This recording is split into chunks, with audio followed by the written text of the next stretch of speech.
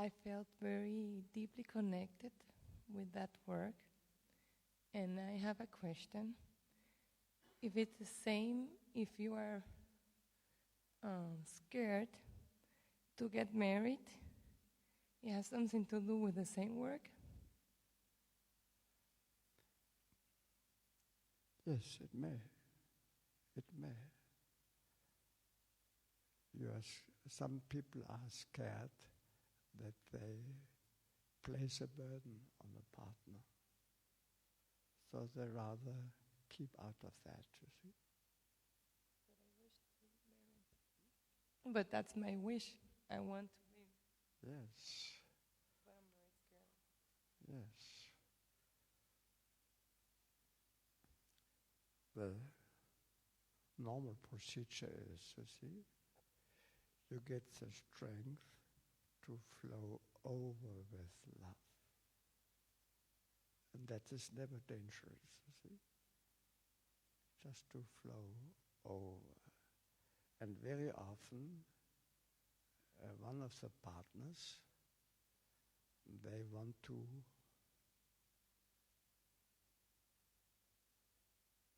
resolve something from their past with the help of the partner. And then they place a burden on the partner sometimes, you see. I remember there was a man in Switzerland who had a brother who starved to death during the war. He had not enough to eat. And he was afraid that he would have to starve, you see. It was his image. So he married a woman who was anorectic.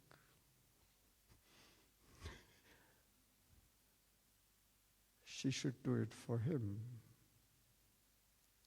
Sometimes we see that, you see. And we also see that in some relationships, if the partner sees that the other one wants to die, he says, "I'm in your place." Rather common to see that.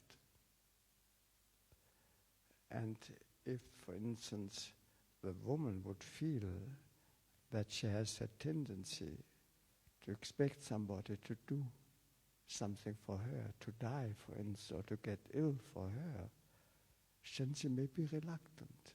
She feels that, you see. Then she said, "No, better I stay out of that. I won't endanger anybody." That's also often the case, you see. Now with you, we would have to look more closely at the issue, you see, what that is, then we could find out. I may do that in the course of that workshop still, you see.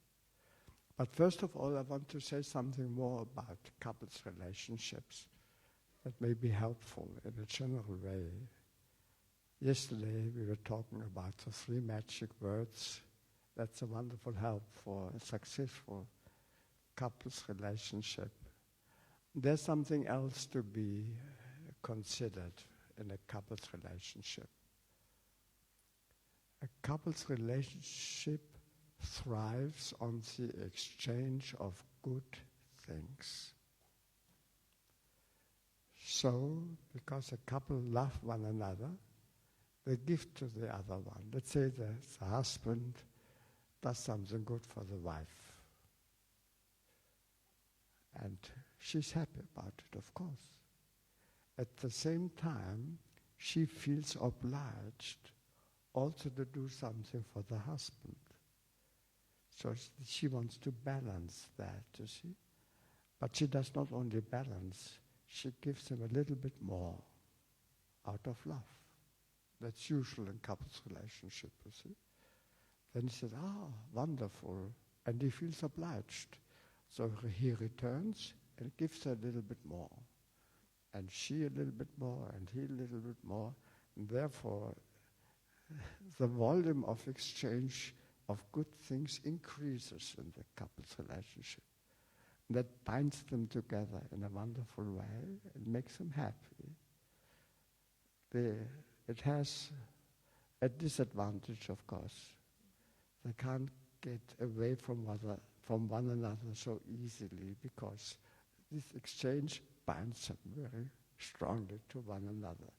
those who want to stay free, they give little and they receive little, they take little. I see that very often, in couples relationship. For instance, in couples who refuse to marry, they give a little and receive a little, and so they stay free. They wait for something better. And when they separate, well, it's very difficult to find something better.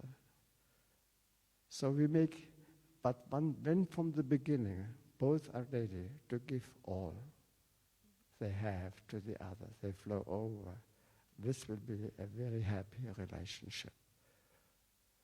There's one thing also to be considered.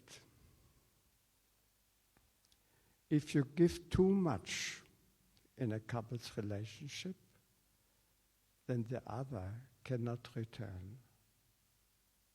And that endangers a couple's relationship. A very common experience is, I observed that in many occasions.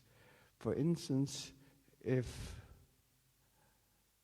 the husband is still a student and he wants to finish his university studies, but he has no money, and the wife pays for him. Once he gets his degree, he will separate because he feels unable to return what she gave to him. So there must be a proper balance. So we must never give more than the other one can return. So it's a certain limit to the exchange, but it respects the capability of all concerned. And there's something else. Shall I go on with that still? Yes? Still interesting? Although I have spoken more than 7 minutes.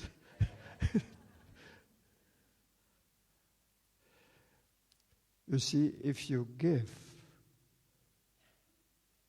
and you really care, you feel good and superior. Not you, I just take you as an example, of course. So the one who gives feels superior, and the one who receives, he feels a little bit lower, you see. Unless he can exchange. Therefore, the one who gives must be ready to take equally. That's why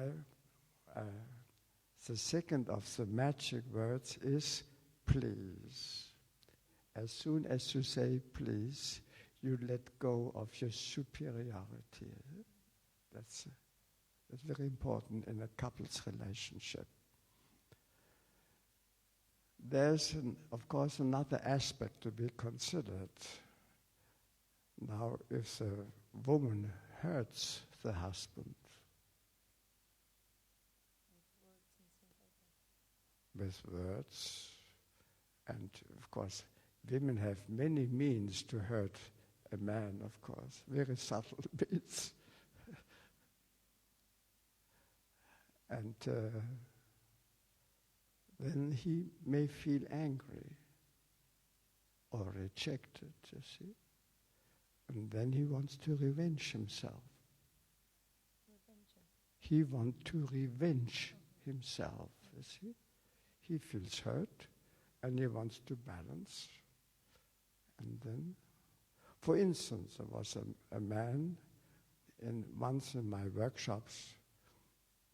He said, shortly after his marriage, his parents called on him to be their driver for a holiday. So he left his wife for 6 weeks going with his parents.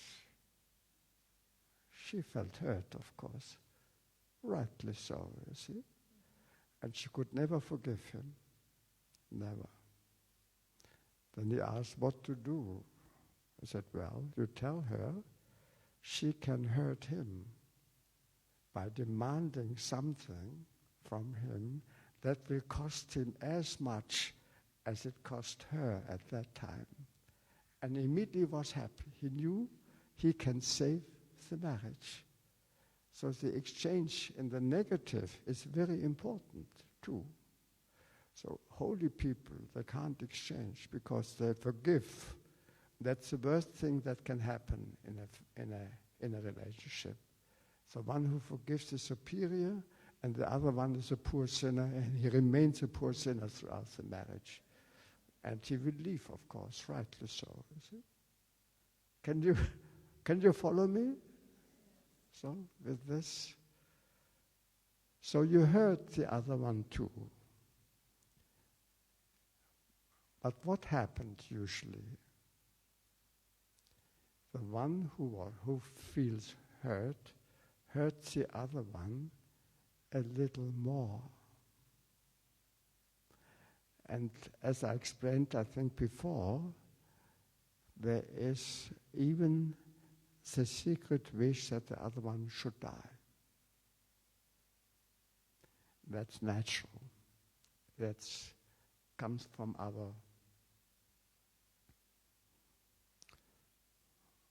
that's just part of the human race, like this. And we must know that.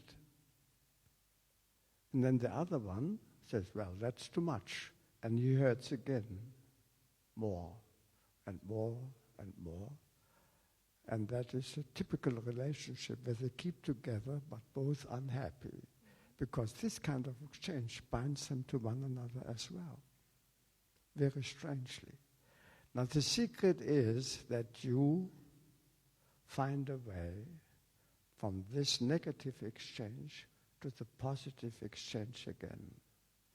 So the man is hurt and says to his wife, I will hurt you too, with love.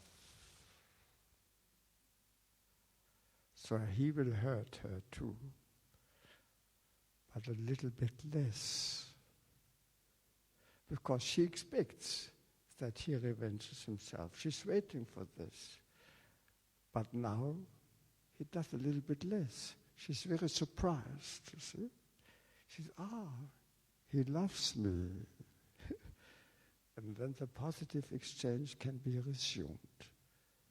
That's the secret on how to resolve issues of mutual hurting in a relationship. So, well, be happy.